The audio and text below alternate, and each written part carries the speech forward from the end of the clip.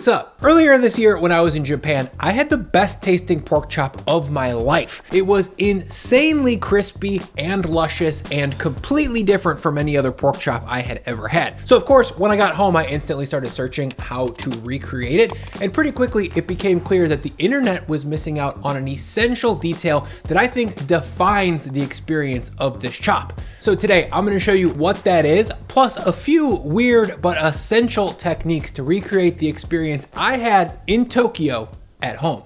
To get started, I'll need 6 6-ounce pork chops. These ones in particular are cut from the fattier, richer shoulder end of the loin. I know that because the center of the chop has a lot more intramuscular fat, and there's a good amount of this fatty red dark meat on the outside. That's super flavorful. Now to get these things ready to bread, I'm gonna load them one at a time into a freezer bag, then grab a saucepan and pound them 8 to 10 times until they're flatter. I'm looking to get these chops about 1 inch thick, maybe slightly thinner. Next, to ensure a beautifully tender texture, I'm gonna grab a jaccarding tool. This little thing costs 25 bucks and it's really good at mechanically breaking down the proteins in meat, leading to a pleasantly soft eating experience. Use restraint though, more is not more here. If you over jaccard meat, it'll have a mealy pre-chewed texture. If you don't want to buy one of these, you could also just use a fork, and the process for that would be pretty much the same. Just puncture the meat until it looks something like this. And once I've got all 6 of these chops pounded and tenderized,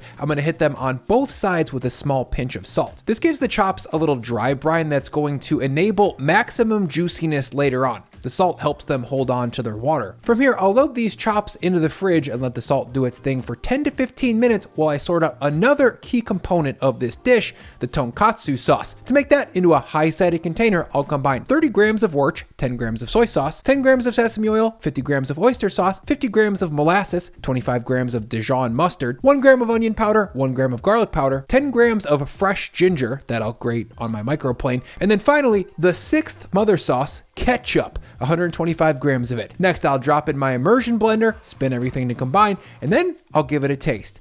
It's sesame forward with a dark, savory sweetness. It tastes super close to the tonkatsu sauce I had at my favorite tonkatsu restaurant in Tokyo, Katsukura Shinjuku. Of course, if you don't want to make this sauce yourself, most international grocery stores will have what is essentially the Heinz ketchup of tonkatsu sauce, Bulldog. This stuff is thinner than the Katsukura version that I'm trying to replicate, and it tastes kind of like brown prunes. That's to say, it's fine. Most fast food katsu shops in Tokyo probably use pre-bottled sauce, so there's no shame in you using store-bought. Now, one last little bit of prep here will be to shred down some green cabbage. To get it into that razor-thin form factor that you see next to tonkatsus in Japan, I'll need my mandolin. When the cabbage is shaved this thin, it's pleasantly crunchy and not tough and fibrous like cabbage can be. If you don't have a mandolin, that's not a problem. A knife would of course work. Just be prepared to have cabbage that requires a little bit more jaw to get through. Now, it's been about 15 minutes, so I'll grab my pork chops from the fridge and give them a quick pat down with a paper towel to remove extra brine. That'll keep the breading from sticking as well as it should. Next, I'll grab a flat, wide 3 to 4 quart saucepan, drop it on the stove, and then fill it about 60% of the way up the sides with 2 to 3 quarts of neutral high smoke point oil. Now, while this oil comes up, I'm gonna quickly thank the people who make the saucepan it's sitting in at Made In for making a great piece of cookware and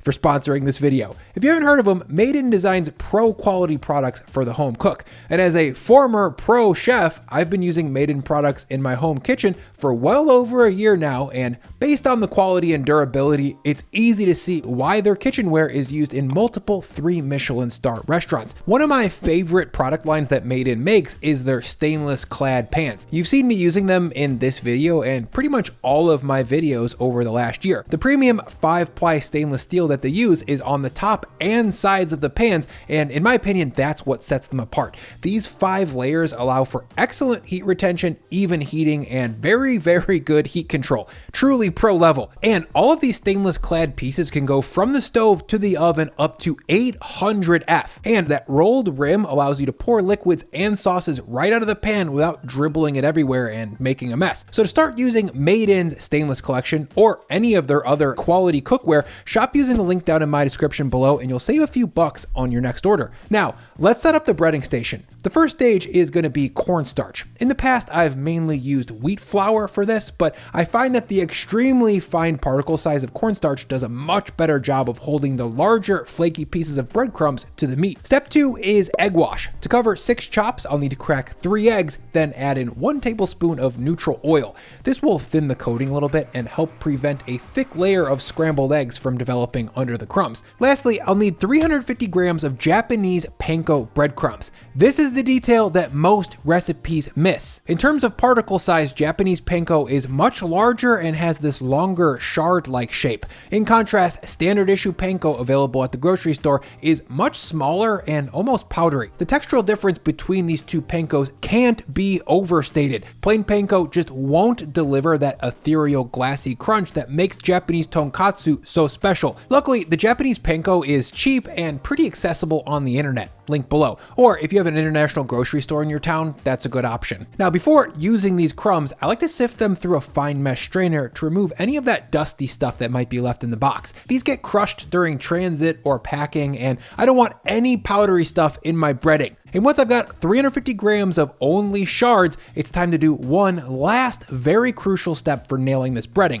Give it a squirt with some water. I spray the breadcrumbs here because from what I understand, tonkatsu places in Japan use a product that's not available in the US called nama panko or raw panko. This is basically stale Japanese milk bread that's been shredded and sifted. It's not dehydrated like regular breadcrumbs. It's much softer. What does that mean for our tonkatsu? Well, breadcrumbs that have just a little bit of softness to them allow us to cram much more of them onto the cutlet. When this panko is totally dry, getting full coverage is impossible and we're left with huge gaps. And after about 30 sprays and tosses here, the breadcrumbs should have the texture of wood shavings. They shouldn't be wet or moist, but they shouldn't be parched or stiff either. Now, back at my stove, the oil is up to temp. That's 325F. So now it's finally time to bread this cutlet. Step 1 is to grab a pork chop and drop it into the cornstarch. From here, I'll flip it over, toss it to coat, then knock off any excessive starch. Next, the chop goes into the egg wash. I'll give that a quick flip and toss to ensure even coverage.